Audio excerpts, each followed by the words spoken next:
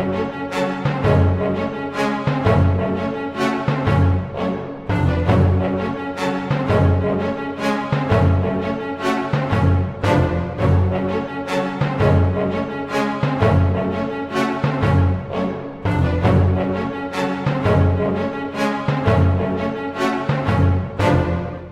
requested the subpoena the other day. It was issued with this honorable tribunal yesterday, and we were informed that the clerk of the Supreme Court is present.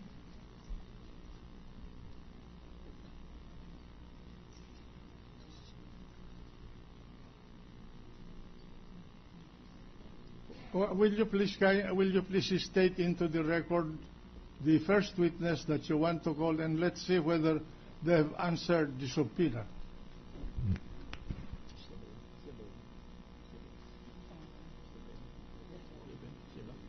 Your Honors, the first witness from the prosecution is the clerk of court of the Supreme Court. Is the clerk of court of the Supreme Court in the chamber?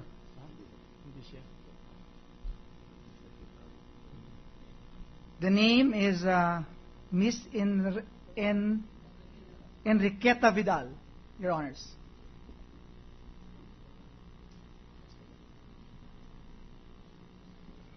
Will this clerk of court ask if the person summoned to appear here to become a witness for the prosecution is in the courtroom?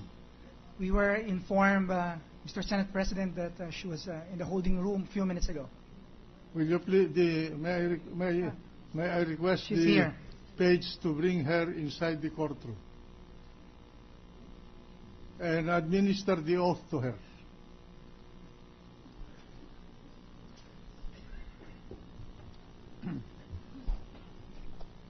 Please raise your right hand.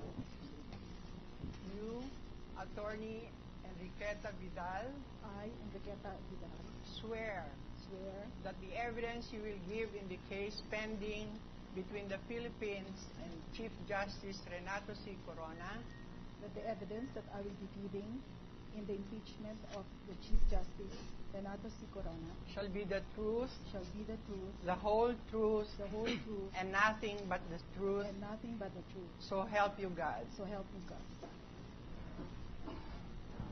Mr. Senate President, may now request that the lead private counsel for the prosecution, Attorney Mario Bautista, be recognized. Attorney Mario Bautista is recognized. You may proceed to direct your questions to the witness. Thank you very much, Mr. Senate President. Good afternoon, Your Honors. With your permission, Attorney Vidal, thank you very much for joining us this afternoon. How long have you been a clerk of court of the Supreme Court, ma'am? Your Honor, please, may we remind counsel for the prosecution of the requirements of the rules of court in connection with the presentation of any witness. The purpose of the offer must be stated on record, Yes. Your Honor. Please And state- that is not dispensed with simply because this is an impeachment court, Your Honor. Yes, please state the purpose for which this witness is being presented. Thank you for the reminder, Justice Cuevas. But I wasn't sure how applicable the rules of court would be in an impeachment case. But thank you for the reminder. The rules of evidence Applied. Suppletorily. are applied here. No, they are applied here. Not merely suppletorily because... All right. No. I'm they- sorry. We have no rules of evidence. Yeah, we have no rules of nothing to be supplemented. Well, for the record, Your Honor, the Senate rules expressly provide the rules of court are suppletorily available, are suppletorily applicable. That's- Anyway, may I proceed, Your Honor, please? Please proceed. The witness is being called for the purpose of her testimony on the allegations in Article 2 regarding the submission of the Statement of Assets and Liabilities and Net Worth of the Chief Justice and the compliance by the Chief Justice and or the Clerk of Court with respect to making such SALNs accessible to the public, Your Honor, please. Proceed. Thank you, Your Honor. That's the only purpose. Your Honor, please, I just wanted to clarify. Is that's the only purpose?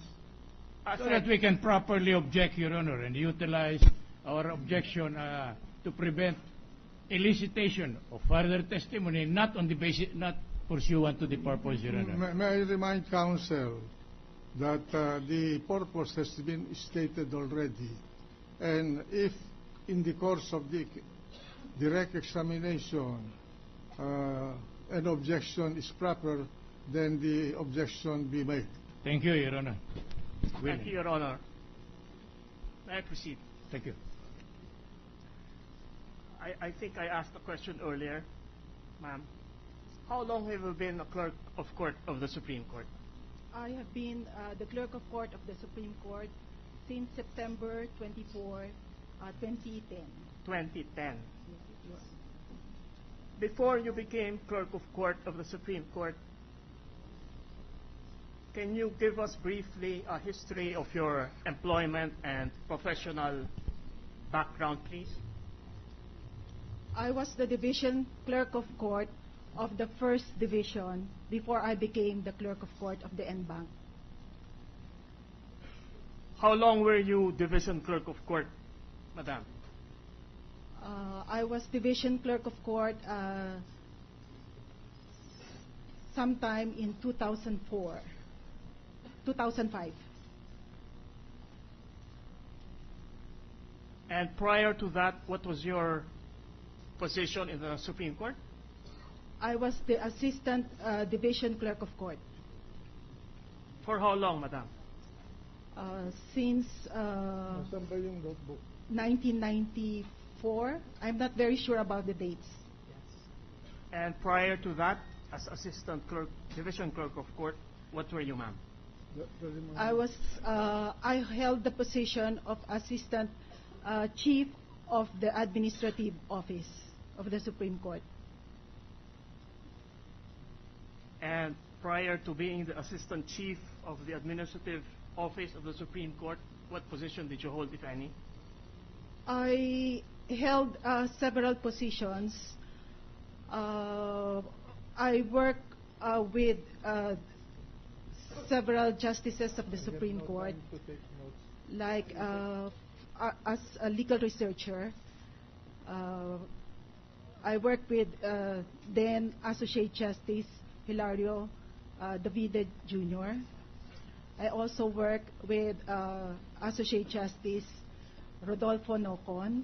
I also work with Associate Justice Leo Medialdea, with then Chief Justice Enrique M. Fernando, and Associate Justice Ovenal Guerrero. Thank you. Did you ever work with Chief Justice Renato Corona? No, Your Honor. When were you appointed as clerk of court again? September 24, 2010. I took my oath of office on September 24, 2010. So, ma'am, how many years in total have you been with the Supreme Court? I have been with the Supreme Court for about 36 years. Wonderful.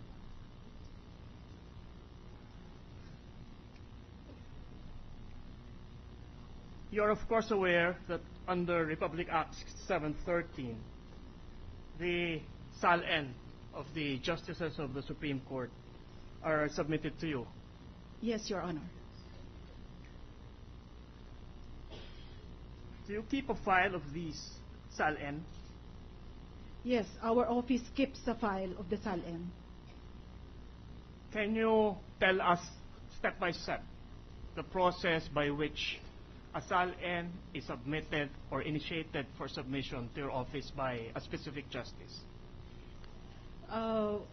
Since I became clerk of court, we have a receiving section where the SAL-N of the respective justices are sent and are duly filed. So how Some of the justices sometimes call me to swear to the SALN. Others maybe swear their SALN before other court officials. Yes. The SALNs are submitted before the end of April 30 every year, right? Before April 30. Is it your practice that you go to the justice and ask or remind him for the SALN submission, or do they unilaterally come over to you and submit? They unilaterally file their SALN.